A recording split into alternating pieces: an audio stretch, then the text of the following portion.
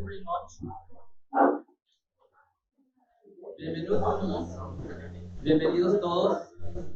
Thank you very much for coming tonight for the event of Connecting Intelligence, Business Opportunities, AI between Montreal and Latin America. So to start this event, I'd like to introduce Mr. Martin Leza, who is the Managing Director of MTLab.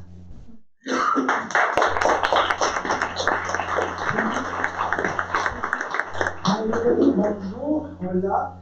I'm very pleased to acknowledge the presence of some diplomatic body in the room. So, welcome, Consulate General of Mexico in Montreal, Alejandro Estivil, General Consul of Mexico, Sergio Riva de Nera, Consul for Trade, Investment, and Tourism. I like that. Consulate General of Brazil in Montreal, Luis Fernando Deo Evangelista, Deputy Consul.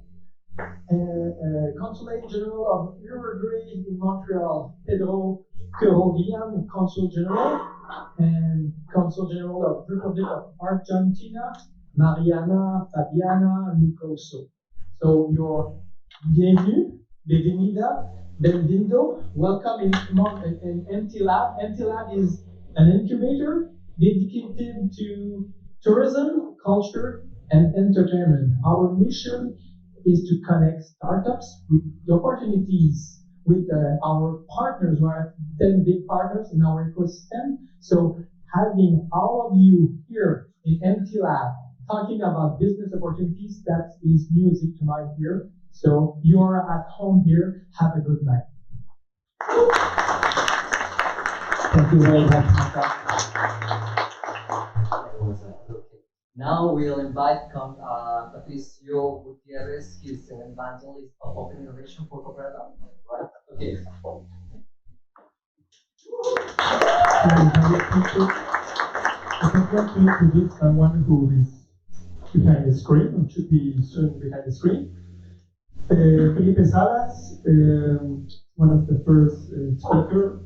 He is the CIO and founder from EI Latam. EI Latam is the first organization, no-profit organization, focused on promoting artificial intelligence in Latin America. Felipe, are you there? And Felipe will introduce us. Felipe will introduce us a summary about opportunities and challenge about the Latin America ecosystem in EI. Thank you very much, Felipe. I listen not so good. So please, if you can speak, I'm not close to my.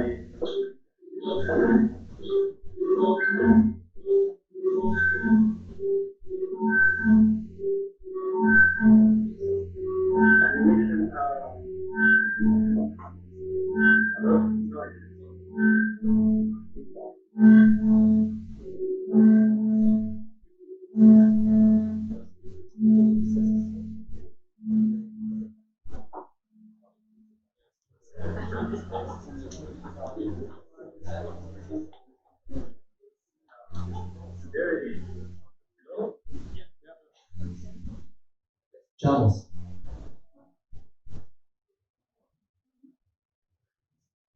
Hello, everyone. Yeah, it's all good. You can talk. Did you hear me? Yes. We can hear you perfectly. Go ahead. I can hear you. Te escuchamos perfecto. Are you here? Yeah, we hear you. You can talk. Mute y no te podemos escuchar. You had some echo on your side, so yeah, go ahead, talk. ¿Ves la presentación? Sí, go ahead. Sí. Okay. So I'm going to start to speak to you about Latam. we are a group of entrepreneurs that we have been working 10 years ago in AI in Santiago de Chile, and with a few companies giving services for the fintech industry, yeah, at the global industry and market. Last year, in a few congress in Europe, we saw a lot of scaring status of Latin America about AI. So we decided with a group of people from every country in Latin America to start working for the AI and the develop this industry in our region. So Yalatam is our venture, and we're very happy to be with you and very happy for the results that we have achieved this year. First of all, as an introduction, last year we saw in Europe and in the US that China is very a factor of developed AI in each region or in each country. It's amazing in China. Everybody knows what happened in China today with more than 5 million of STEAM professionals. China is leading all the AI development. So they are showing us a lot of path to follow them, but with our culture and everything that we are doing in this side of the planet. U.S. Follows the China road in AI, but very far away also. Europe more behind, and Latin America is the same as Africa, with 5 factor of development in the AI industry. So this is very scary. In the Latin American market, we are so behind. Um, more, more, more, more late and more behind the world because our countries are apart, very are apart one each other. No, nothing of union, nothing to cooperate between the countries or between the private sector, the academic industry, universities, schools also are very apart from the private sector in each country, and also we are very separate from the academics in each country. So our reality is very bad, very bad. So we have to take this problem in our hands and start working very hard for this change and improve all the AI developed in every sector, every industry, government, institutions, schools, and also in the private sector and in business industry. So this is the main issue that provoked us to start working in this. Yeah, today is the first AI community, and our main purpose is to promote the development of AI in Latin America, but in the basics, ethical for the good of the people and the planet. Everybody knows what the ethical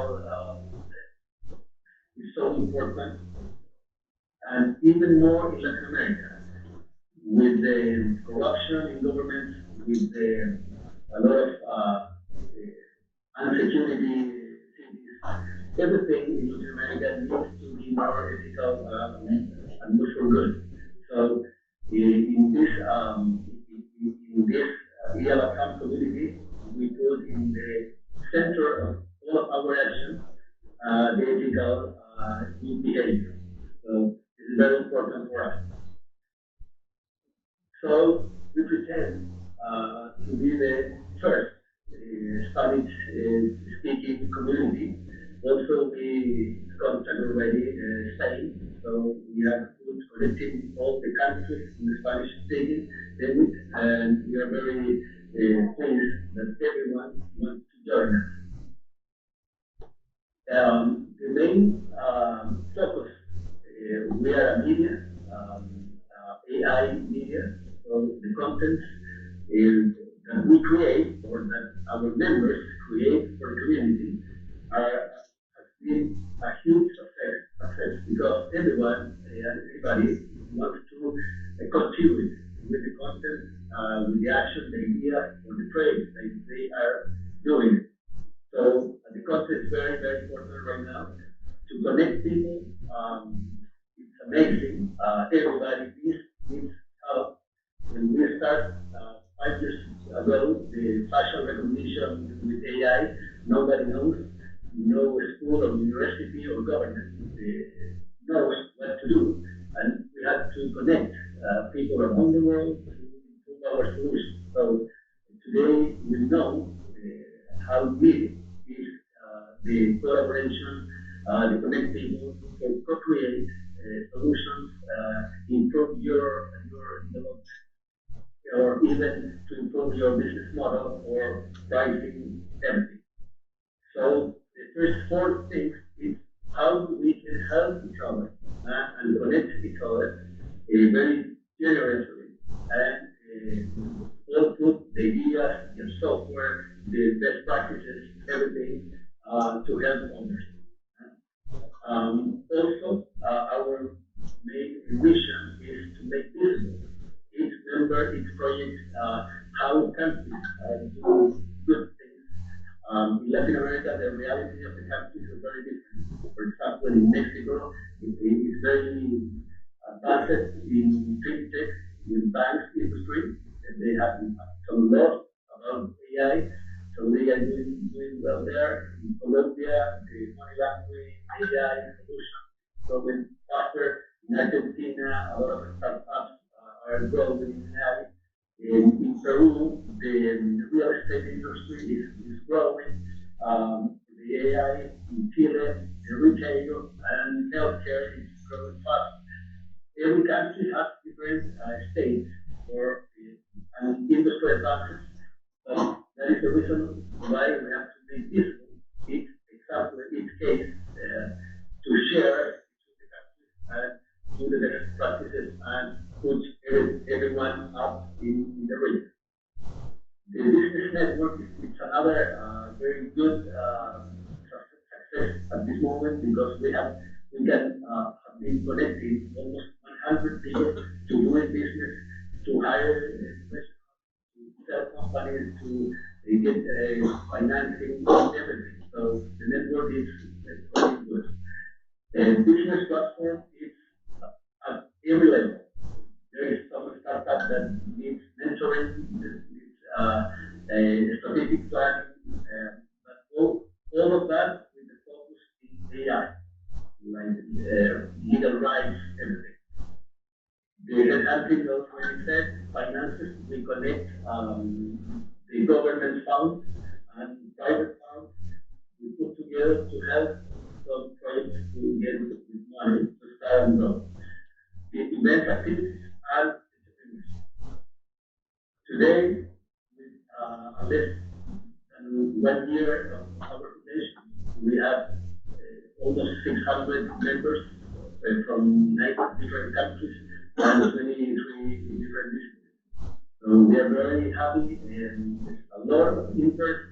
I hope that you right there in Montreal also get motivated with us and start connecting between each other more often.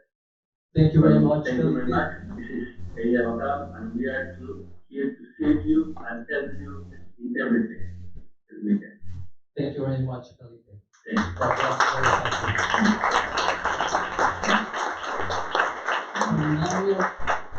Now we are going to continue with the panel. And for the panel, I am going to invite the moderator.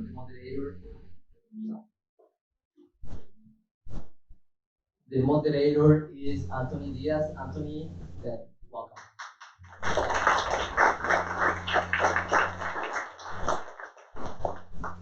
Buenas tardes. Good afternoon, everyone. It's my pleasure to be here with you today. We will have the pleasure to have a diversified panel with people from all the different parts of the society. So let's listen to them and don't do questions because we will have the time to discuss with them.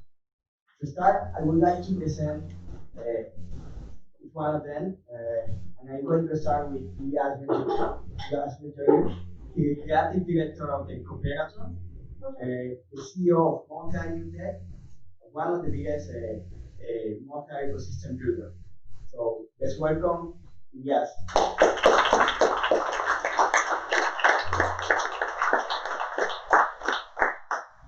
Also, I would like to welcome Manuel Morales, who is a researcher, professor, the head of AI for the Banque Nationale of Canada, and the co-founder of Coyos. Welcome.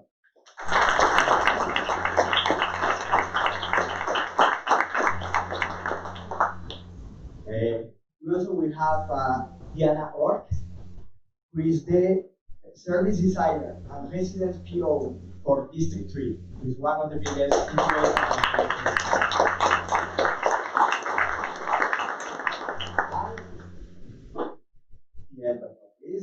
Laurent Souquet, who is the program manager for Americas at Montreal International.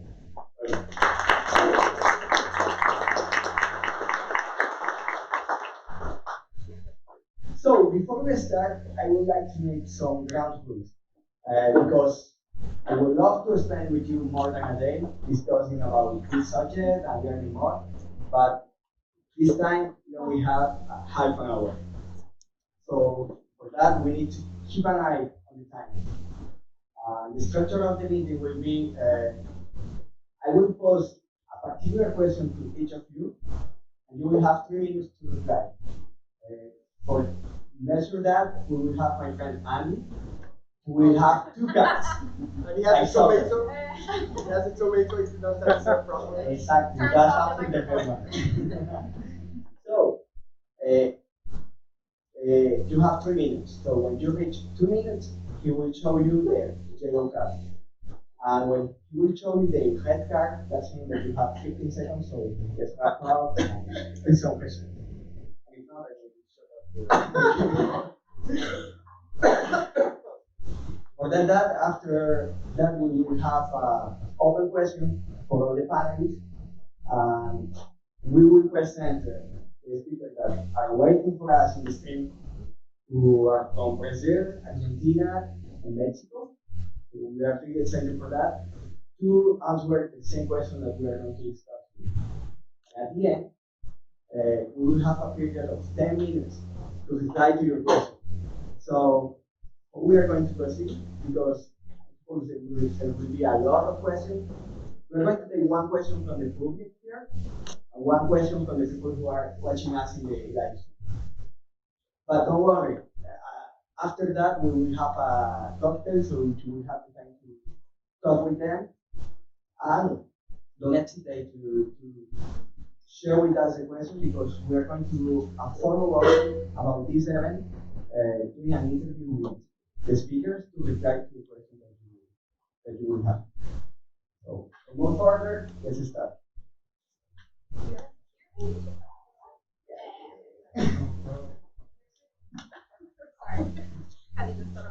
Oh, I thought you wanted to be by yourself. Yeah. You're like, I don't like this guy. Yeah. Let me say. I already think that's fun. Yeah. Okay, so let's start with, let's go back to the message that Felipe told us about the AI ecosystem in Latin. I would like to give a question to Elias, who is one of the leaders in the Montreal ecosystem. I would like to know, given that information, what do you think are the similarities and the difference between the 2 ecosystems? And what do you think will be a good opportunity to collaborate, with great potential to do collaboration? That's an easy question. We can say it in 30 seconds. No. Well, I think from a similarity perspective, the underlining is brains and people. And I know it may sound like very common to say like, yeah, it's talent, but I think the underlining is that like the educational system allows to have people who have a certain talent in mathematics and other skills that are key. And we all know that AI, yes, it requires computer power, but that's very simple. If you compare that to like industrial age or like industrial time, where you needed a lot of capital to be able like to build, to be able before to benefit. Today we have this kind of asset. The educational system is okay. I'm not saying like it's amazing everywhere, but like it's okay. We have to bring it back. I think one of the main differences, if you compare that, and we had the opportunity in Montreal to host a delegation from Mexico recently, and we had a discussion around that, is this kind of like connectedness between those brains and the ability to commercialize and like to get them into more like industry opportunities. And I think Montreal or like Canada, I would say, is a little bit more advanced. We're lucky to have had some more thorough investment within the AI ecosystem to have like the MILA, for example, etc., that became this kind of like central hub or powerhouse to be this kind of like connectedness between the industry who all needs like digital transformation, we need this kind of like applied AI and the researcher or the brains behind. So I think that's like one of the key differences, and we're actually it's an amazing opportunity between Canada and Latin America. And to be honest, like who am I like to really judge? I think like those people are way better than me to actually make those kind of like connections with Latin America, even though like we had a quick presentation. But I would assume that this kind of experience that is maybe a few years ahead can be taken advantage in a positive way, of course, to emulate something similar on the other side. And I think like Manuel with like the work that we're doing can be a good like bridge in that regard in all sense of the term. That's one. The second part is that when we talk about implementing AI, there is a lot of buzz and there is a lot of like aspiration. And I think the experience that we have had here, also like a sobering experience, because we can all, like it's like a phantasm, you know, like we all have like different phantasms. Some people have a phantasm on AI, believe me. And I think like it's far from reality, and we have like to learn those kind of like phantasms to be able to say we have had experience, sometimes bad, like not exactly what we hope we would be able to achieve, and we can transfer this knowledge. And the last part, I think, is really this connectedness between commercialization, tangible one, where we have companies, bigger companies, who are able to achieve that, and we have to transfer that. And the three, we're lucky to have like different players who can actually transfer this knowledge, and vice versa, like bring sometimes talent or collaboration around this talent to upgrade the level and bring it back home. Thank you. You say some key elements that are very interesting, and we are going to discuss with the other panelists. I think we can discuss about education, about the industry, and how to leverage. To that, I would like to talk with you, Madam. You have a very interesting profile because you have like all the hats. You have all the hats of the society here. You are a Latino Montrealer, but you have been a researcher, a professor, an entrepreneur, and also you work with a big corporation. That's very interesting.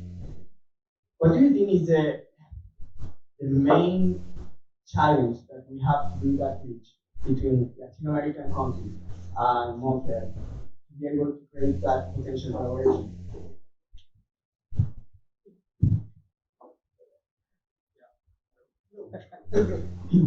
Yeah, well, thanks for the invitation first.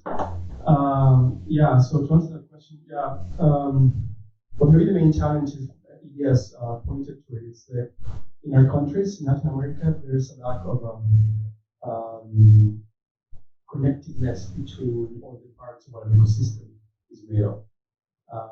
Here in Montreal, we're very lucky. We have a very robust ecosystem. It's just beginning in terms of AI community. So we have a startup ecosystem, which is growing very robust. We have a research ecosystem. So we have universities, students, researchers. We have institutions that invest in the AI research and the ecosystem. So there's the two pillars there. And therefore, we're well connected in Latin America, we have elements in all those three environments, but there's a lack of connectivity. That's one.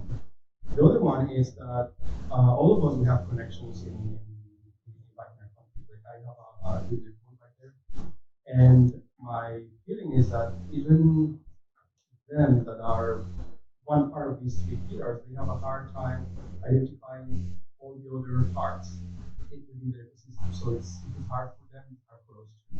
I got the chance to realize that a couple of weeks ago we have a mission from Mexico coming here to visit us and try to see how how the Montreal ecosystem works in terms of AI startups and big institutions. And we also got a glimpse of how they operate. And we had a chance to see that there's a lot of talent, a lot of research centers, a lot of professors, a lot of interesting research labs doing state-of-the-art research in terms of AI. There is also institutions investing heavily in these technologies, banks in particular. There's a very interesting ecosystem in terms of startups too. But they're not aware of every other role in this ecosystem. For instance, and that's an example that was clear to us. It turned out that there's a state in Mexico, I'm talking about Mexico in particular because that's the experience we just had. It turns out that there's a state in Mexico that's heavily investing and committed to AI. And our partners came from another state. They were not aware of these other states that had some initiatives to invest and develop AI. So through different connections that we have, we were able to connect those dots. But so that came to me as a realization that in our country, like in Mexico in particular, that's a Okay, thank you. So, what I assume with your KPI is that there is a lack of communication between the community. So, to connect the three PIs. Let's talk with Diana about one of the PPR about the realization of entrepreneurs. You are working with District 3, there is an incubator and accelerator program. Normally, when we think about the relationship that have the accelerator and incubator, we think that we want to do relationship with the countries who are very near them, like United States or the European Union. Why do you believe that we should go south? What are the opportunities that you think that we can explore there? So I think I'm gonna break down the question. I'm gonna break down that question because there's many pieces, and hopefully I'll be able to do it under 3 minutes. So let's get it done. So let's start first talking in the context of the Montreal ecosystem. So we have to think about the fact that most of the businesses here, the small and medium businesses, don't even think about going global. So that's already one of the issues that we're currently facing. I'm sure that Ross might be able to speak more about that after. But 80% of them, 80% of the businesses here in Quebec are not even thinking of going out. And out of those, 63% don't even know what the steps are. So even if they do want to go out, there is not yet knowledge of how am I supposed to do it. And and those 80% as well, they don't even know if their business is going to work out. So that's when incubators and accelerators can actually support them with the knowledge, like actually you can, and these are the ways that we can do it, working with other organizations in the context, for example, in Montreal, because there's a lot of work, a lot of great work happening already here, but I don't think there's a lot of visibility yet. And if we talk about Latin America, it's even like more hidden, but that's my point of view, right? So that's like the first level, just going global in general. Now, if we go, why do we think always about the US or why do we always think about Europe? Honestly, I think it's just about it just feels safer for some reason, right? We think that, oh, the US, maybe they're closer here in Montreal to Canada, even though it's actually the US is a very, very hard market to enter, right? And in the context of Europe, well, for us, maybe French might be more helpful, but a lot of companies don't actually think about Latin America being a huge opportunity because it is. And you kind of mentioned like there is no that connectivity yet, and the ecosystem is slowly getting there, but the talents, the brains are there. like all of the pieces are there. So what can we do on our side to support that ecosystem and kind of like make friends so we can create those bridges? Now, for us, for example, where we had the chance to actually connect with Mexico and Brazil to build those bridges with incubators here. People that actually have a good understanding of what the business looks like. Because when we talk about Latin America, it's not one country, right? Like it's not like this big block of like Latin America, just go and the recipe will work everywhere. Like no, that's that's not. We all have our own cultural identities. We all understand that the business is different. So we need to, when we want to go global, when we want to get out of Montreal and try to get that market, we have to act locally. So it's always step for startups. Think global, but act locally. We actually we're supporting this startup, like this free startup, this year. He's Colombian, and he was looking to expand in Mexico. So what we did, we put him in contact somewhere there, but he needed to start from scratch because the market was different. So that's something. If I could, I want you to remember something is that local aspect because we cannot forget that Latin America is just a different countries and each of them have their specialties. I know that Brazil is very good in all life sciences. I know that Mexico, we were talking about fintech as well. So we need to think about that stuff as well. Wow. Very You got it in 3 minutes. That's good. Okay. That's very good. I would like to go back about what are the initiatives that have already taken place here in Montreal that you know, that your organization or you are already working to do this connection between Montreal and Latin America. Can you name some of them? Yeah. Oh, this Oh, for everyone. yeah. Okay. Yeah, like then again, that goes back to my personal relationship I have to Mexico and Mexico.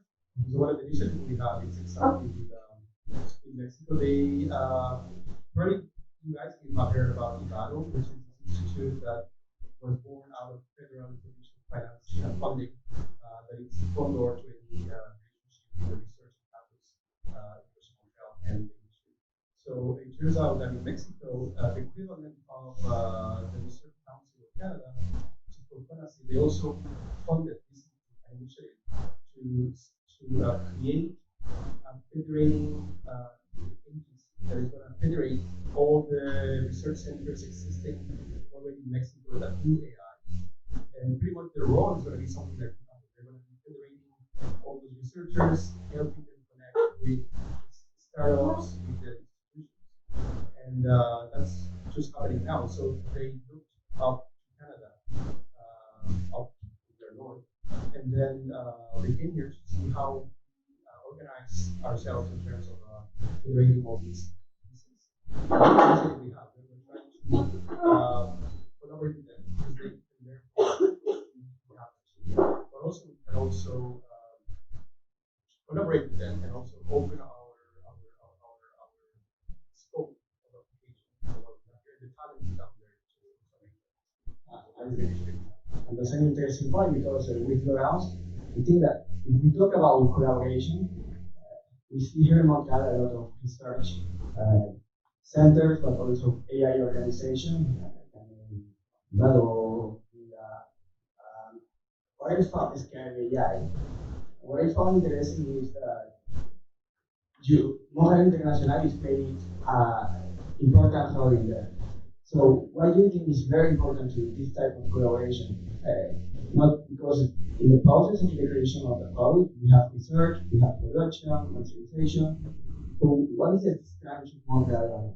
What do you think, seeing the which you have? Yeah, maybe for people abroad, the role of Montreal International is actually one of our roles is to help foreign companies set up shop in Montreal. So basically, our job is to make their life easier when they're scouting Montreal as a possible business destination. So as Manuel was mentioning, yes, we're actually hosting a lot of delegations coming from Latin America, from Mexico, but from Brazil as well. Actually, no later today, I'm presenting the AI ecosystem to a Brazilian delegation that is here in Montreal because they're curious. And this is possibly one of the big trends that we have in Montreal is because of all these research centers we have. think the key elements of this success we have here, and everyone mentioned it, is collaboration. We have a very collaborative ecosystem, and we're super eager to share it with the world. Actually, we're proud of it, and we're eager to share it. So we're super like open to welcome delegations from abroad, welcome companies from abroad that are actually just curious about knowing how they can benefit this ecosystem. Because one of the particularities here is that most of the lab, the AI lab, and Manuel is the best example, is actually headed by a researcher part-time. So Banque Nationale, the AI lab is headed by Manuel part-time, and part-time he's a professor. So most of the labs, Facebook lab is the same for Facebook. So Joelle Dino is a researcher at Facebook. She's the AI lab at Facebook, but she's also a professor at McGill. Same thing for DeepMind. So all of the labs here are headed by professors that are half-time AI lab head and half-time professors. So we continue growing this talent pool in Montreal, and we continue having this very collaborative ecosystem. And this is what makes the ecosystem super strong. And I think this is where also Latin American companies can benefit from the ecosystem here in Montreal, because it's open. The R&D possibilities in Montreal are amazing. We have a lot of, and I think someone from the Ministry of Economy is talking after, but we have a lot of possibilities in the program dedicated to R&D, so helping companies and even smaller companies being able to do R&D in Montreal, well, in the province of Quebec in general. So this is a very important factor, and I think this is where we can definitely collaborate more with Latin American companies, because I think they can benefit coming here, finding the expertise, doing some R&D, and then go back to their respective country and just set up labs there and grow there, but also abroad. And they can international, like they can set up shop like mostly Montreal, but then after it's a gateway between Europe, so they can reach Europe, they can reach my time. No, but it's okay. Yeah. If I may just like a few seconds, I think one of the key aspects that we touched on, but I think I would like to highlight it more, is that yes, we can see like yeah, Montreal is not the biggest city in the world, and it's not the biggest AI hub. Yeah. But the unique aspect is, I think, key for any successful collaboration is genuine respect and generosity. And beyond like what we can achieve together, like when you think about a research center that is led by a natural researcher, that you have government involved, and that you have people with a lot of strong values, like you think about like people like the provincials, being involved like in Africa in some AI labs, etc. You have this kind of value, and I think culture and value is key, and it's a fundamental aspect of successful collaboration. And I think this is something that we not highlight enough in Montreal, that we're lucky to, yes, we have a business aspect, but we have a cultural and a value system that is being maintained even if the AI ecosystem of Montreal is growing. And I think this is like a key aspect for this kind of collaboration with Latin America that goes beyond just the business relationship. Because transaction is very short-term lived. Building a relationship, as anyone who is in a couple knows that you have to nurture it and be genuine about it and actually want both parties to work. That's a really interesting point. That's made me think about AI Commons, where people can submit their problems, and like that, we can find together a solution to that problem. We have been talking about the research center, the researcher, the people who are interested in AI, but most of them, the people who are prepared technically to do AI. I would like to know, for those who are not technology or are students, what role they can play about in this AI way. What do you think? You mean just anything related to AI, or in the context of Latin America? In the context of Latin America, to share the knowledge, for example. Yeah, I think everyone has a role to play. So if I think about like myself, I'm Peruvian. Like I've been living here for 11 years now, and I still again like I have my network back home.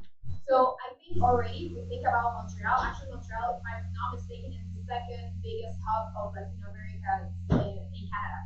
Like the first one is Toronto, and then we're in the second one. So already, I think we're already in this room. We have a big network of Latinos, and people know as Latinos that we can get connected. is something, even though again I mentioned in the past, there is different countries, but there is just something about us that it's like, oh yeah, you're from Colombia. Okay, cool. Let's talk about this in Spanish, And I mean, Brazil, Portuguese, we don't forget about them, right? So it's important. I think already leveraging that cultural heritage that we have in here is going to help us build even much more stronger bridges. Like, I think it's just knowing, for example, again, if I go back to the startup, like, if they kind of start having, if I'm going, let's say, to, again, Peru, there is someone in the team that might not be an expert in the context of AI, but they still bring value, whether it's in the context of marketing, because they understand their ecosystem. They can actually help them accelerate their journey as well, because they've already lived in a specific ecosystem that maybe an AI expert don't know. So I think everyone has their part to play. It's just understanding, like, okay, what can I do? Even in the context of the students. I mean, students, they have their own expertise in the context of AI. They can work with researchers as well. They can, as we were saying, maybe some of them are actually in here, but some others are far away. And technology, as we've seen, sometimes kind of weird, but it works out, right? We can manage to work it out. So I think it's important to have that in mind. I think everyone has to.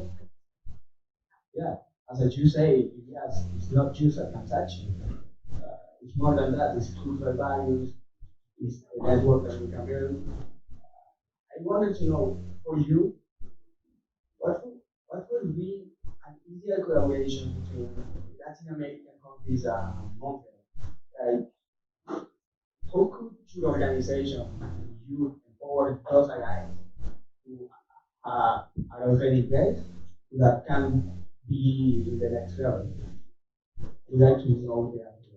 I'll answer quickly, because I think you already mentioned a bit of some of the collaborations. I would just like to add not only also the universities that we have here in Montreal and in Quebec. I think each university has their own their own network of partners around the world. So it will be very easy to actually leverage the connections of researchers across Latin America, across Montreal, and use that already existing network to bridge that gap. So I think universities will be a great way to help us make those connections.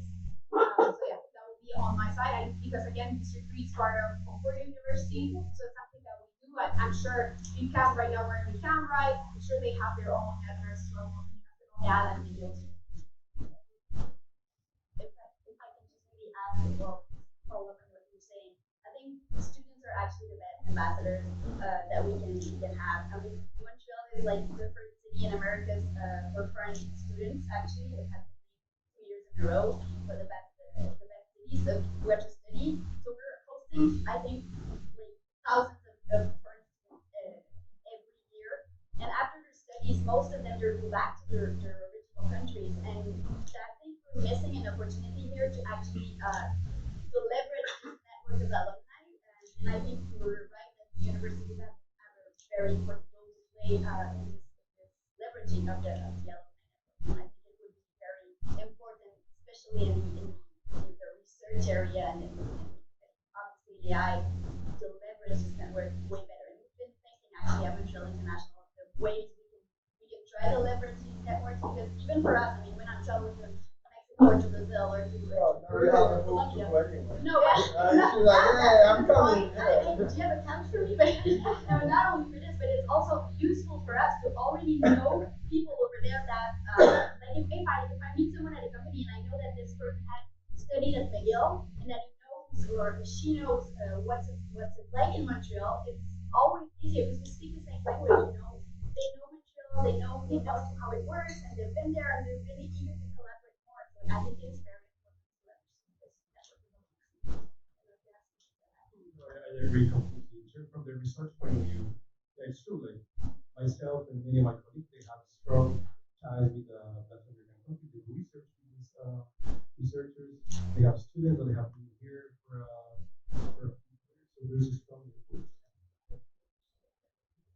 And I think, if I may, we are living in a beautiful time today because today governments across the world are aware of the digital divide, but also the digital opportunities and the digital need of transformation, transformation needs around digital. That's one. And on the other hand, we have this kind of amazing brain, as you said, like Montreal, I think, is like the first or second biggest students community. So as a foreigner, when you arrive here, I would advise anyone who's watching and thinking of coming to Montreal, take advantage of Montreal in a positive way.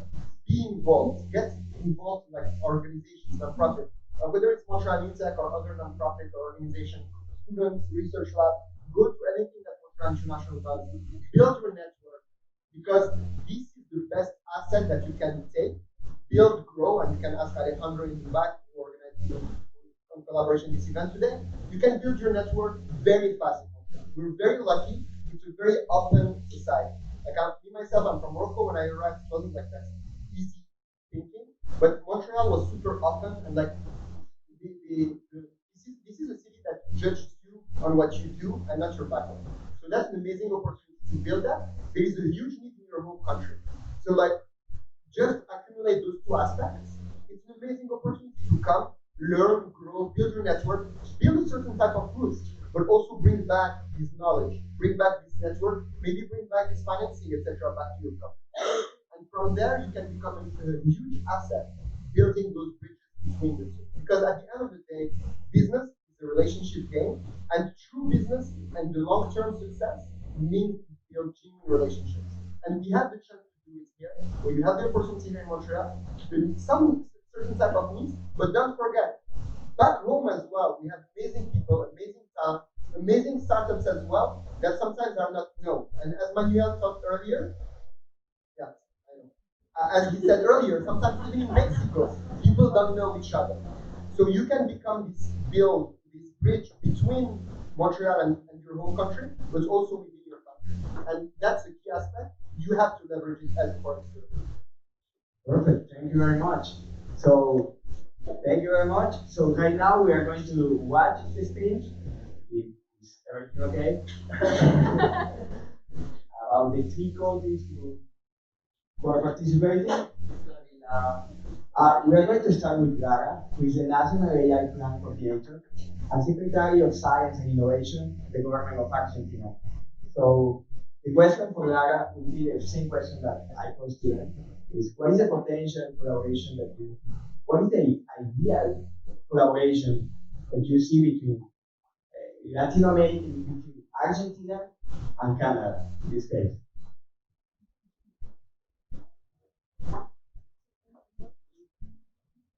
Hola.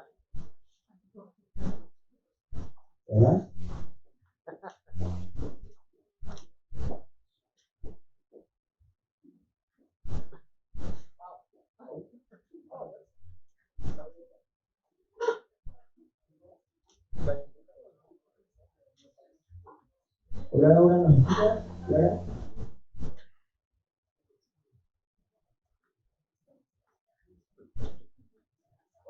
Laura, ¿is everything okay?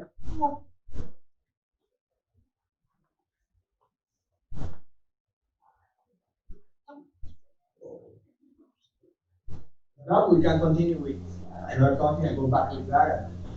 Right.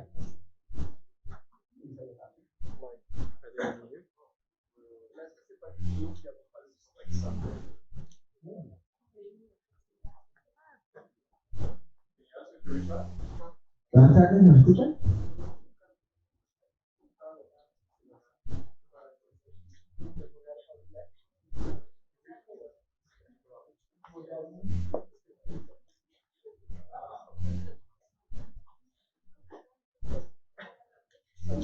Even in a tech event, we can have tech problems. But it's good.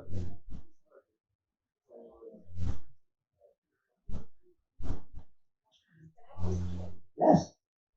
So in the meanwhile, right? So we're talking about networking, right? So I would like you to take maybe 1 minute, just say hi to the person right next to you, hopefully the person that you didn't come with, and just like talk about what your experience is, talk about whatever you learned, talk about your next question if you have any. Let's just do that for fun. Yeah, where are you from? Why are you here? Why do you care about Why are you here? Why do you care about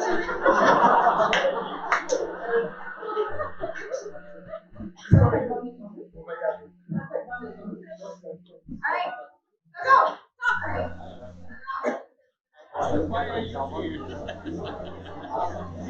Alright.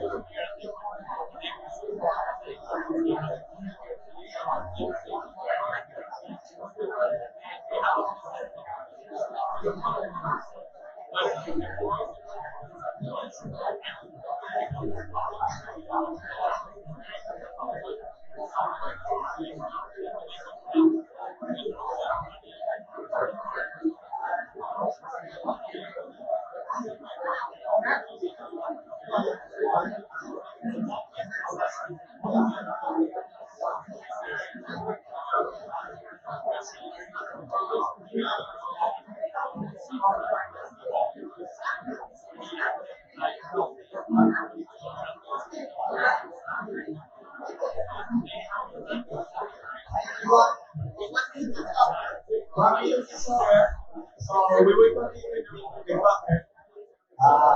But let's use that time we finish the technical problem to ask a question. Do you have any question for for the panelists? Oh, now yeah. Let's wait that they will solve the technical problems and let's use that time to ask some questions to our panelists. Do you have any question for them? Yes? Hi, thank you very much for the presentation. It was very inspiring. So my question is a little bit complex. Great, building on everything you said. So knowing, not looking at Montreal and Latin America in 2019, but looking at it, say 2030, and everything we're going to be building on. We'll be dead if climate change is not solved. True. You're absolutely right. Let's hope, we built just like, we marched 2 weeks ago. So we cannot build tech companies the way we used to build them, with the idea that used to be, say, a more Silicon Valley type of thing. You talked a lot on, one of Montreal's strengths, which is collaboration.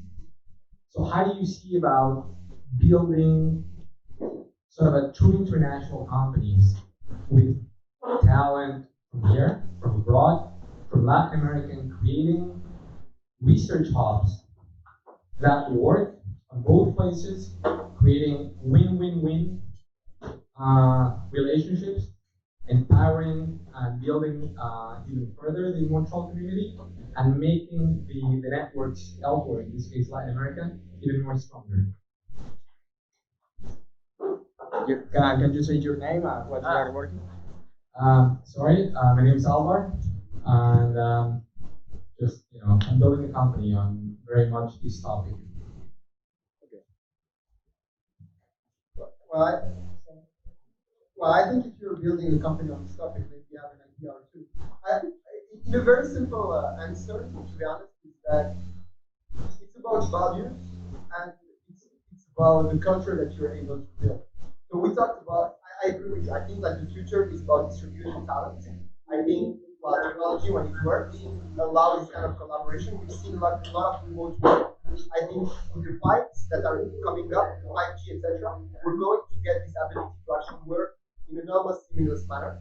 I know that this is not the right example for this topic, Sure. but I think at the same time, people, especially like this generation that is upcoming, wants more freedom and wants this ability to actually pursue multiple things. Like we're talking about like people like Manuel, who's one of those younger generations, who is like leading the research lab, but at the same time like being the teacher, professor, etc., etc., and being in the company. So like having multiple hats, and we see that more often. So the underlying of it is like this is happening, and I see it even in startups like today versus like just 5 years ago. More and more startups have remote workers, remote collaborations. It's not always perfect. I'm not talking about outsourcing. I'm talking about like companies and teams. It's not always perfect, but it works. What we're going to see though is people who are going to build upon the value, the culture, etc., more often than not. And I think again, like to go back to what we talked about, like Montreal specifically, is if we are able to disseminate this kind of culture, and if we're able to go above the pure commercial relationship, if we're able to lead by example, then it will work. Otherwise, it will fail. Yeah, that's a good point. Yeah, let's finish after we go on to because I have a Yeah.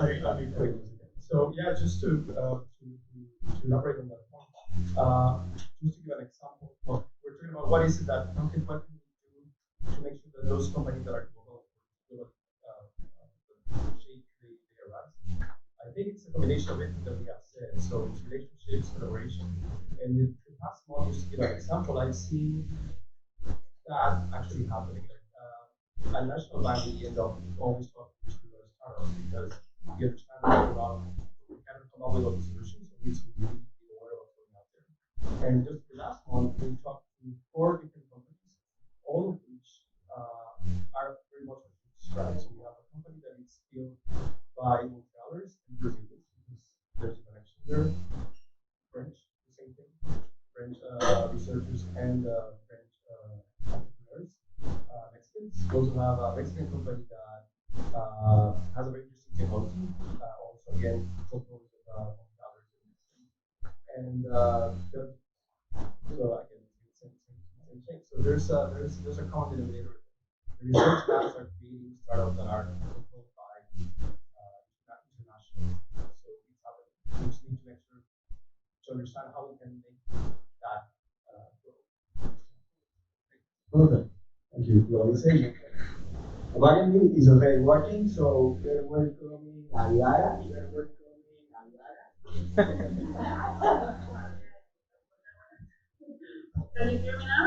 Yes. Let's start. Yes. Well, we're in mute, so we have to show her. Yes, yes, yes, yes. Can you hear me better like this? Yes, I think it's better. We're in mute, we're in mute. We. Yes.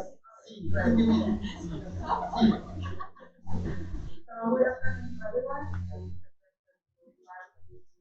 to connect our region and Canada, and we want to grow and enable for lightness to be part of it.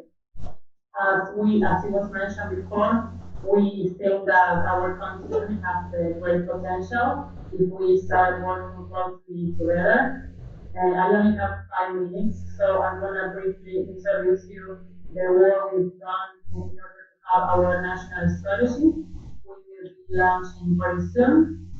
And I don't think it is needed for this group to explain why it is important to have an AI plan, but why doing this internationally? Mainly because we think that to achieve the goals we have and to position our country internationally, it is necessary that all the sectors work together with a common vision and common goals. We need to start analyzing really important topics like talent, infrastructure, data collection, and design the best strategies and to engage all the stakeholders and have the best approach possible. So as Fernando said before, Latin America has a lot of work to do. We want to be leaders in certain areas of this field. So just to let you know some numbers, the strategy we are presenting within a month has been designed along with 400 experts representing different sectors, academia, science, private sector, international organizations, NGOs, and of course government. And it is focused on 13 topics I will be mentioning later, and it has four main goals. And as you can see on the slide I'm presenting, the goals are mainly oriented to maximize the potential impact that the development and adoption of AI can have for our country, to develop inclusive and sustainable AI, to minimize the potential risk related to AI development, and develop AI according to ethical and legal principles, and of course, develop AI-oriented talent. So in order to accomplish these goals, we are working in these 13 strategic topics. We have goals and actions for each of them, and are mainly talent, R&D, data infrastructure, public sector implementation. We want also to encourage a productive sector to adopt AI, and we want to support startups and new projects that are working on AI technology. We also want to take very seriously the impact on war. We are designing strategies to analyze which is going to be the impact in our country, and start working along together with different unions and the private sector with how to do like a good transition. And we are also working in ethics regulation, communication, and international linkage. The last topic we are going to be working in is the AI Innovation Lab. That is something I would like to mention to you, because I think that we can be one of the main actors when it comes to relationships with Montreal and the Canadian ecosystem. This initiative is an initiative where government, companies, and the scientific ecosystem will converge. It is the actors to which we want to support startups and new projects. And it's also going to be the main responsible when it comes to the national plan implementation. The Innovation Lab is going to be implementing our plan along with six ministries, the scientific committee, and a multi-sectoral committee and an ethics committee.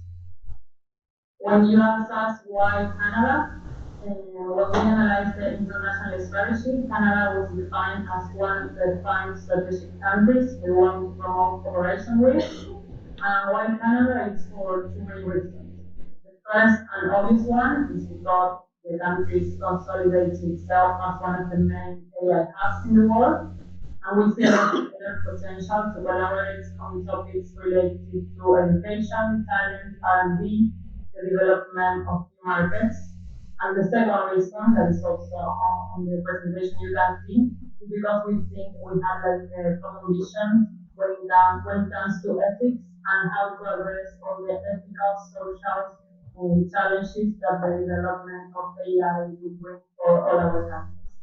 So we think that there is a huge potential to collaborate. And if you have any questions, this is my contact, and thank you.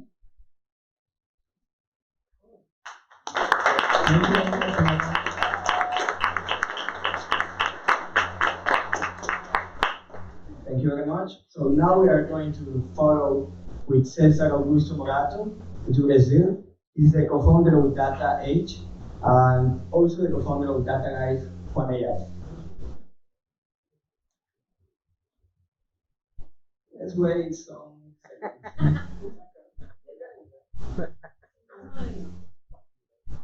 Transition.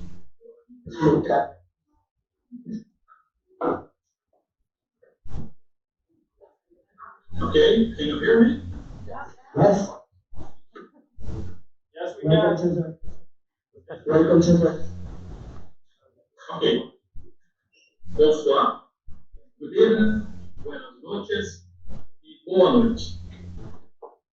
As you should know, Brazil is a large country with big problems and, of course, big opportunities.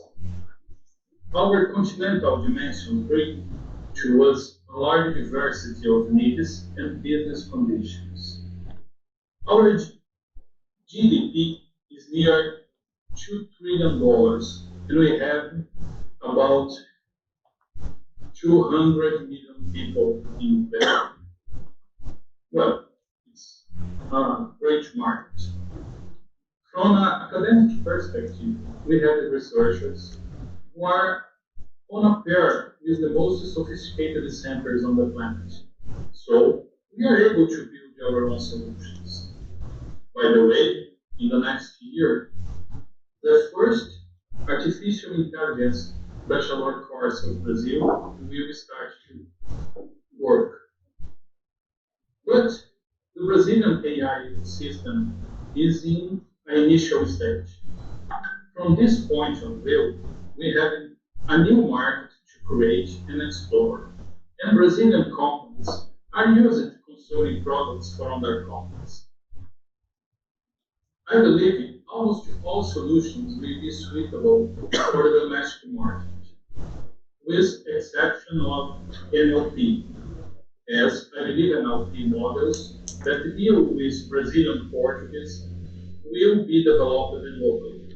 Brazilian Portuguese is a very complex language, very different from Portuguese in the other places of the world. Well, looking for our economics, we are living the most severe recession that the country has ever suffered. The recovery is not happening as fast as everyone wants. And now our GDP is increasing at a very slow pace. It means that there is no much money available for investments.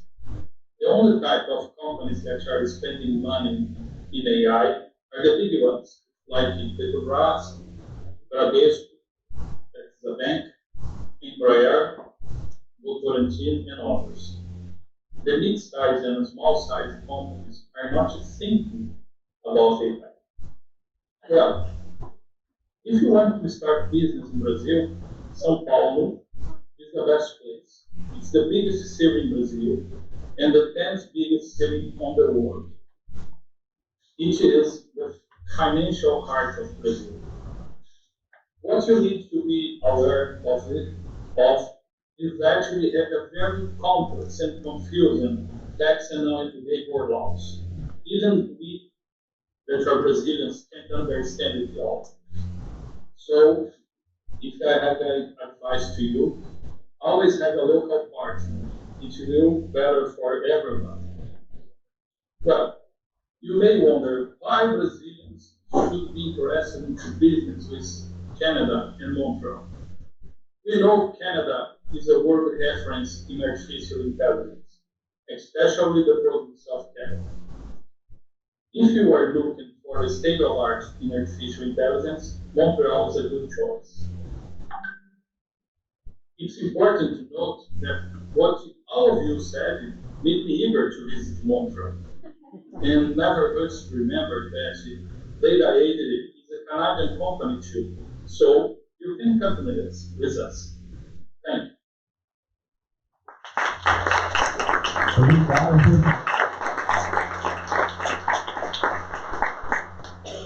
We are going to follow with Enrique Cortez, who is a strategy advisor for AI Hub Itesm and CEO of HealthCube GCSA.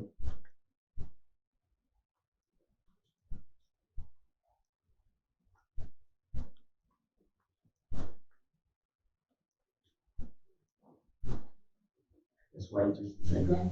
Just wait just a second. Just wait. Buenas tardes. Buenas tardes. Bienvenidos. Bienvenidos. Hola, ¿me pueden oír? ¿Hello? Sí. Sí. ¿Se todo bien? All right. Hello, Montreal.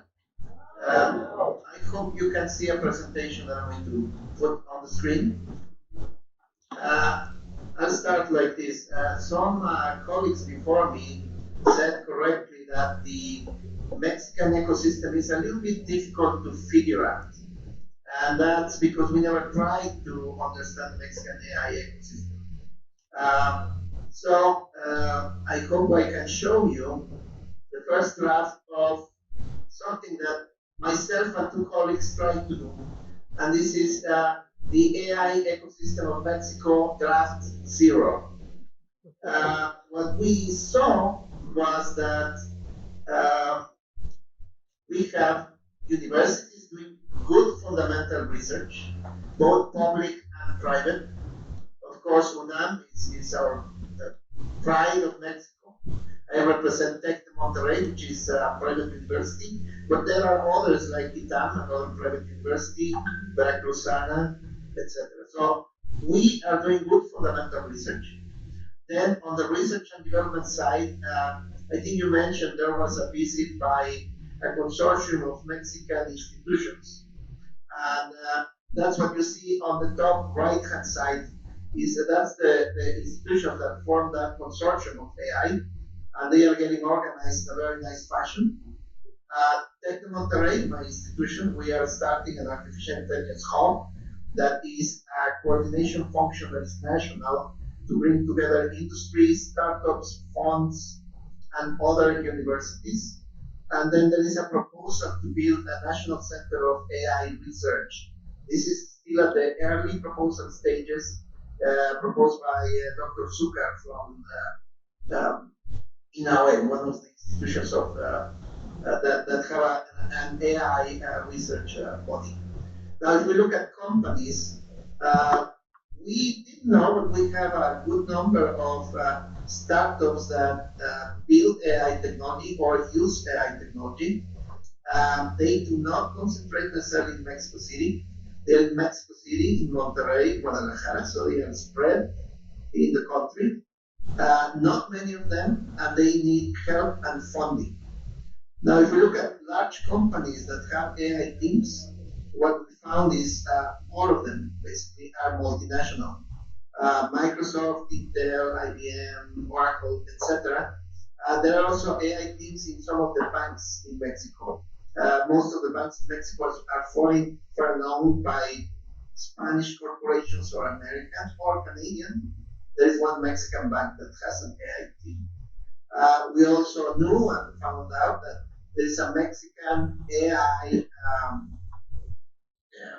society which is active, which has an annual conference called MICAI. You can see that there.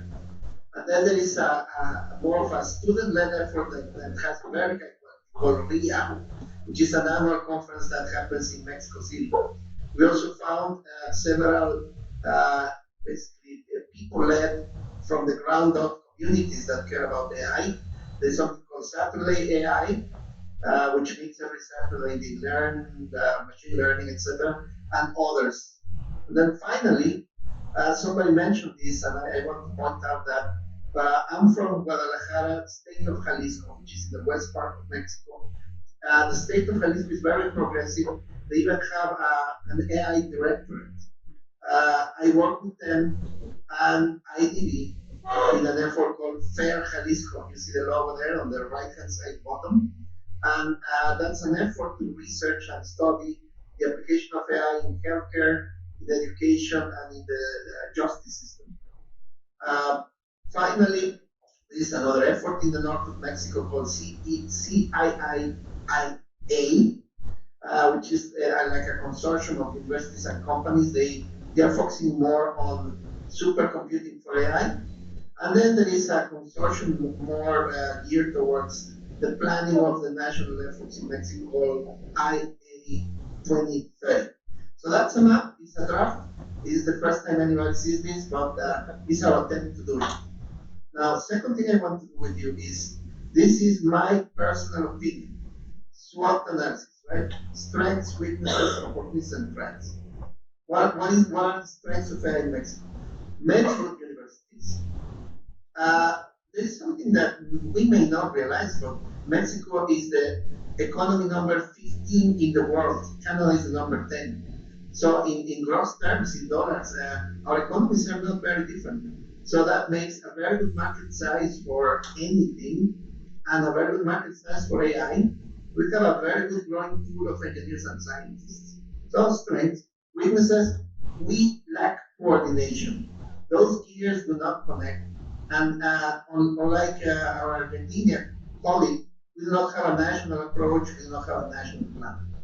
And we lack critical mass in research simply because there is not coordination among the institutions. And I don't believe we have enough international exposure and exchange with top tier institutions that study AI. As far as the opportunities, Mexico has an opportunity to skip generations of technology and go to the latest simply because we were behind. Second, I think we are building a strong startup ecosystem in AI. Money is flowing and knowledge is flowing, so that's pretty good. And we have the potential to build critical mass nationwide if we follow a disciplined approach. As far as threats, what I see is we can be overwhelmed by what's happening in the world if we don't shape up and go fast. So I'll give you an example. Our main export is cars, right? A little bit like Canada. But so far, the cars that we build in Mexico are mechanical and powered by gas. So what happens when we have autonomous cars, electric cars? We are going to have a shock here in Mexico. And like that in the financial system and manufacturing, etc. So we need to start realizing that AI is changing the world. It's not the future, it's the present. Finally, why Montreal? My institution, Tech Monterrey, we went all over the world to see ecosystems. We went to Israel, we went to India, went to China. We found Montreal to be a very good model for us because it's, as somebody said, based on cooperation, based on good teamwork. So that's a model, at least for my institution. Plus, we have, I feel, a cultural affinity with Montreal. So, as you can see, great potential, but also great danger in Mexico. That's all I have for you. Thank you very much.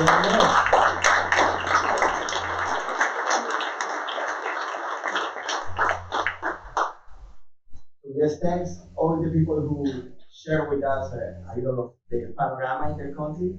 I think it's very useful to understand a little more what is their position.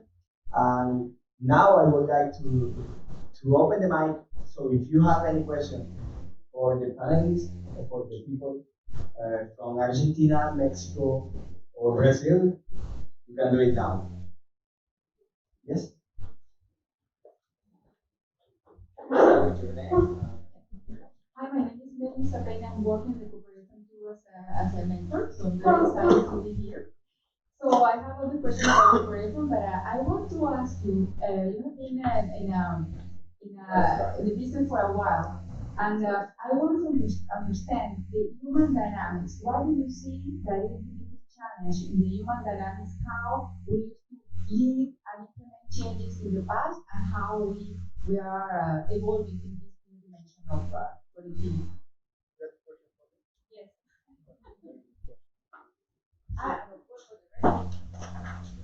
So on top of my lack of hair and my huge experience, it would be very arrogant on my end to say I know. What I can say is, in the case of, for example, Montreal, we've been building this organization for the last 10 years. In the case of Cooperaton, we've been building this program and competition for the last 4 years. And what we realized is if you're able to bring people together, to give them a purpose, to be genuinely generous with people, not be an asshole is not enough. You have to genuinely want the success for the other and try to build and maintain this culture of equilibrium. Not a commercial equilibrium, but relationship equilibrium, it works. And as you saw, like we had the launch last week, we had about 3,000 people. It was at the Olympic Stadium. We have people who want to get the quota. Same thing, we're lucky and like we're privileged to have an amazing team at Montreal, and we see people who want to work with us. And And I'm not saying that in an arrogant way. I'm just saying from my own experience, I've seen this human aspect as a key component of mutual success. Now, when I compare that to like past behaviors, I think a lot of organizations would think that money is enough. A lot of organizations, I think they are big enough to dictate or impose their views, are not ready for the present nor the future. Because more and more people are independent. We don't need a job anymore. We need our brains and we can make a shitload of money. Because of AI, because of this future of work, I believe in a future where we're more independent or where we're controlling our means of production because it's knowledge. I don't care. I don't need to go and build a car as I was talking about next. I can sit down in my office or in the beach, go a couple lines, and get enough money to sustain myself. So it becomes a choice. The best people have the choice to work. I have the choice to work for him, or I have the choice to work with him. And more kids and the new generation will have the choice to work with people. They won't like to work for someone. So we are in this kind of new paradigm, and I think the companies, organizations who adopt this kind of culture first, genuinity first, and generosity first will reap the benefits of the future. Yes. So just to add to that, I think also, and you kind of like hinted at it, the reason why you work with someone as well. So in the sense, we're talking a lot about AI for good too, and I think it's gonna make a huge impact. Like organizations need to realize that now the new generation, they don't care about making money. Like that's not a priority. That's not gonna become a priority in the future. If you think about 30 years from now, it's about what type of impact I'm actually gonna have in the long term.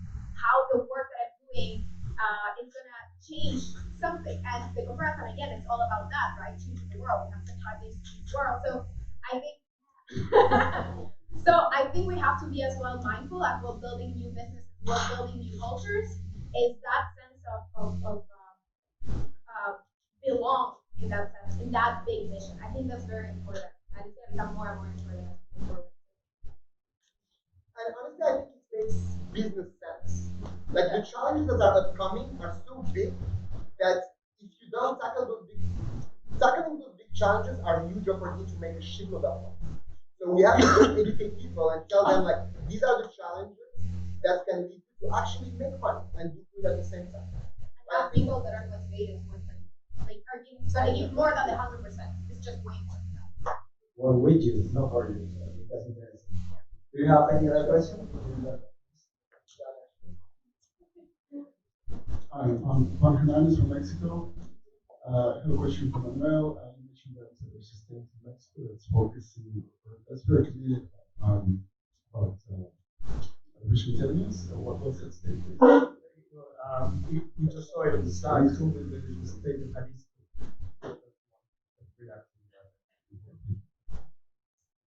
Thank you very much.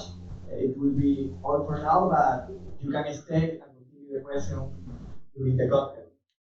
So thank you very much. It's not over. I'm sorry. Not over. I mean, the panel is over. Okay. Thank you very much. You can breathe. Okay, thank you very much, panelists. Oh, so that means get the fuck up. A little bit.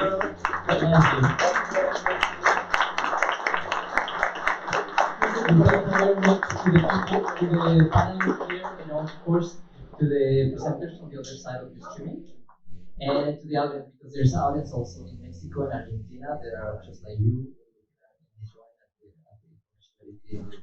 Now we're going to invite the next person. The next person to talk is going to be our friend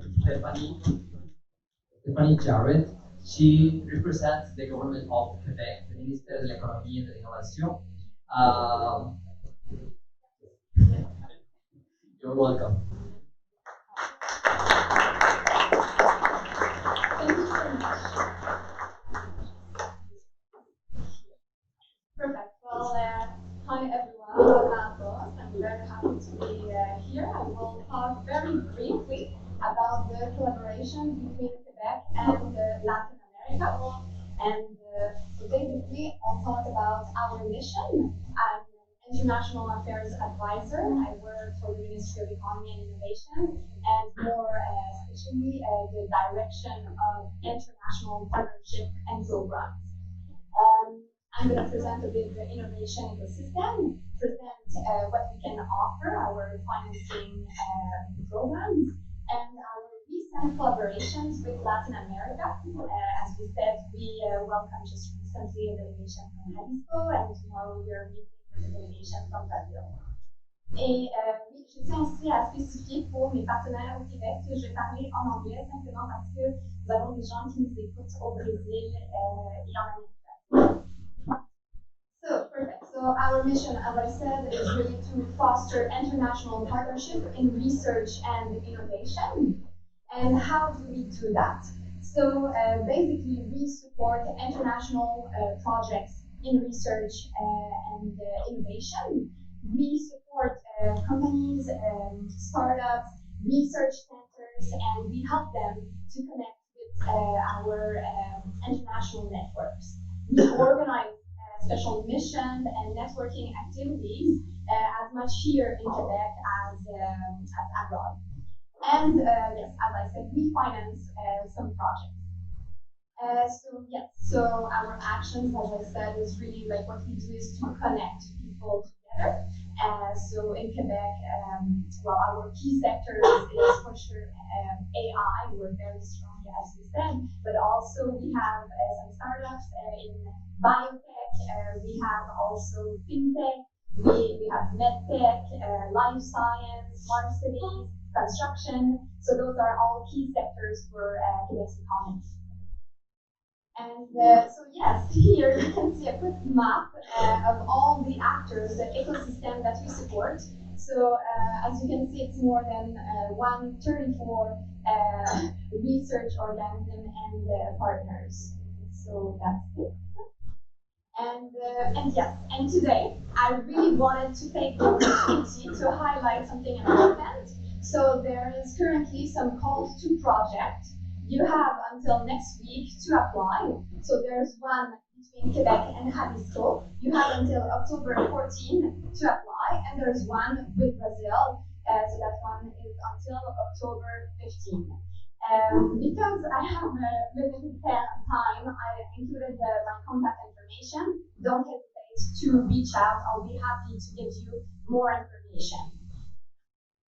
Perfect. And yes, we have some financing programs. So we have what we call the innovation program and the PSO International.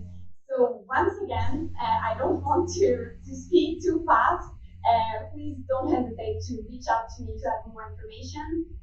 But do know that those programs exist. They're here to support international partnerships in innovation. You just have to qualify to see if you're eligible, and I can help with that. Perfect. And as you see here, well, there's many Quebec offices throughout the world. So especially in Latin America, we have one in Mexico and one in Sao Paulo. So I'm regularly in touch with our representatives over there, and yes, we talk.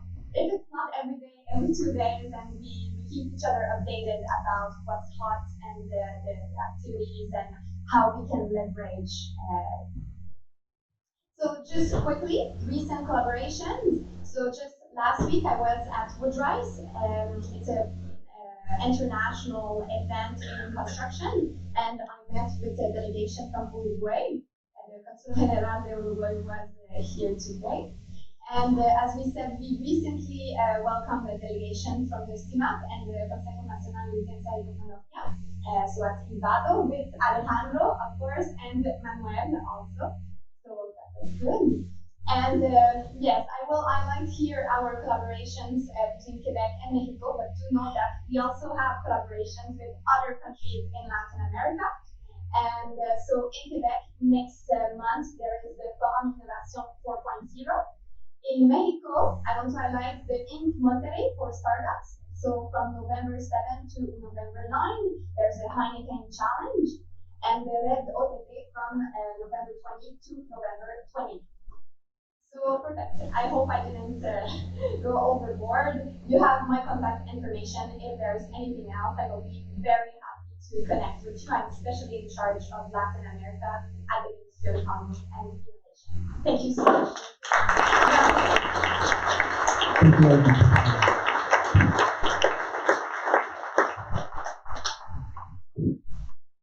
Okay, and now we are going to welcome Angela Sierra, our friends, dear friends from the South Amérique. Merci beaucoup, Alena. Pour moi, c'est en français que ça se passe. Donc, je veux tout d'abord remercier beaucoup votre présence. Et sachez que c'est le premier événement de la Maison des Amériques. La Maison des Amériques qui va s'inaugurer le 24 octobre et qui va être permis entre Montréal et l'Amérique latine. Et pour ce faire, je vous présente M. Paul Molina, le président du conseil d'administration de la Maison des Amériques. Bonjour tout le monde, ça va bien aujourd'hui? Je pense que ça va être en français. Alors, je vais vous présenter la Maison des Amériques. C'est un organisme qui est nouveau. On vient de naître, ça fait 2 ans. Notre mission vraiment, c'est de connecter le monde, justement. On travaille beaucoup avec les organismes ici de Montréal, avec la communauté latino-américaine. Il y a beaucoup de choses qui ont été dites par les panélistes aujourd'hui que je partage, justement. Justement, cette relation équitable que nous voulons réaliser avec l'intelligence artificielle, nous voulons aussi le réaliser avec les personnes qui sont devant nous. Alors, c'est le premier pas que nous voulons faire, c'est une relation avec cette communauté qui existe ici à Montréal. Diana, aujourd'hui, la panéliste qui était là, elle avait dit que la grande communauté, c'est vrai, on est 140 000 latino-américains ici à Montréal, 140 000 latinos qui veulent connecter avec vous tous. On se sent ici, on est né plusieurs, on est né ici aussi. On est Canadiens, on est Québécois, on adore être ici et partager tout ce savoir. Parce que je pense qu'il y a une question de partage aussi. On a des choses grâce à nos racines qu'on a en nous, qu'on peut partager avec vous, puis on peut avoir tout ce melting pot de knowledge qu'on aimerait avoir aussi. Et l'intelligence artificielle, je pense que justement, c'est des moyens, c'est l'outil pour pouvoir partager ça d'ici, avec la communauté d'ici, et de la communauté ici, avec le monde entier. Je pense que l'intelligence artificielle, justement, c'est un peu cet outil qui va nous permettre de faire tout ça. Alors, si vous voulez avoir plus d'informations sur la Maison des Amériques, s'il y a quelque chose qui vous intéresse, s'il y a des questions plus spécifiques par rapport à ça, n'hésitez pas à venir me rencontrer. Je serai ici, on va boire un petit vin ensemble et on va jaser. OK? Merci beaucoup. Hein? Et, j'aimerais aussi introduire Madame Ria Calaf, elle aussi quelques mots à vous dire.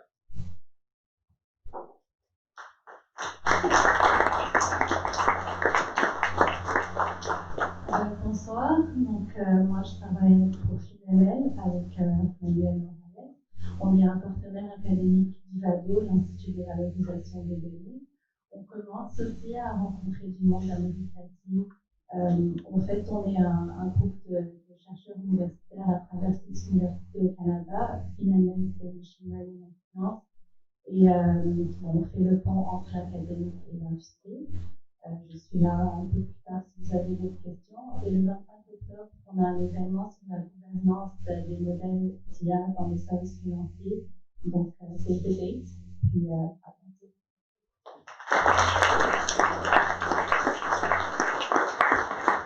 Thank you very much. Is there anyone else in the audience that would like to give an announce? No? Okay, so before you, okay, you have 30 seconds, 2 minutes.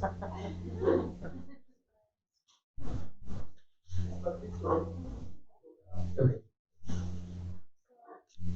I analyze South America, all the corporations, the companies possible and everything.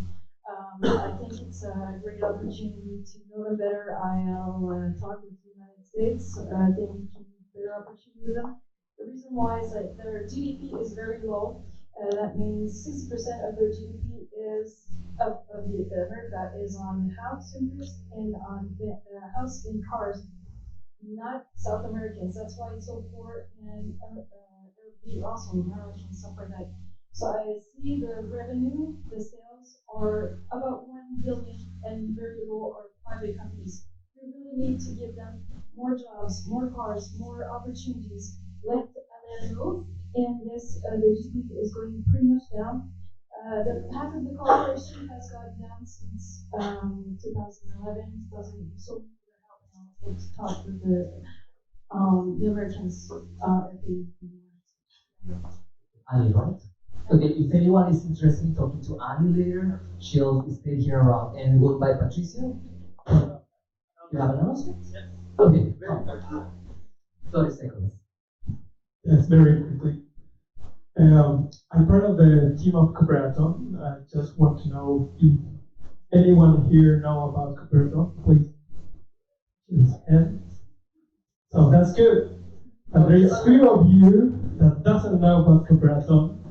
I just want to know, well, I want to tell you that Cooperaton is a great opportunity for you as a Canadian from South America. And it's in Chile! And it's in Chile for the first time. I hope next year we can be in different countries in South America. It will be great. But please, start from here, start from Canada. You have just, there is 3 days left to do this subscription to the Cooperaton. So until this week, you are able to be part of the Cooperaton for the Canadian edition. And if you want to go to the Chilean edition, it's going to start soon in 1 month. So thank you very much. Hope to see you this Saturday in the Canadian group. Thank you very much. Patricia. We'll give it to you. We'll publish it. We'll publish it, and then to those who are here and to those who sign up, we'll send some information. So before we end, I would just to let you know that this is what I have in my hand. We call it the map of the ecosystem. So, right, this is the other side of the. And what we did here is something that Montreal has been working on for 2015. It's not just us, it's collaborative work with people from the community and from other organizations, but is divided by the stage of the startup depending on where they are at. So we have plenty here. So if you feel like having one, just if you don't see it around, just ask for it. It's for you. And thank you very much for everyone being here. And sorry, and if you want to do the same, if you want to do the same for your own ecosystem, whether it's Chile or Mexico or Toronto or Quebec City or whatever, talk to this guy. He can help you out with the structure and everything.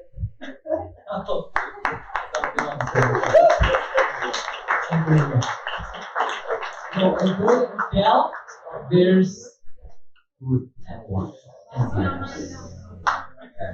Thank you very much.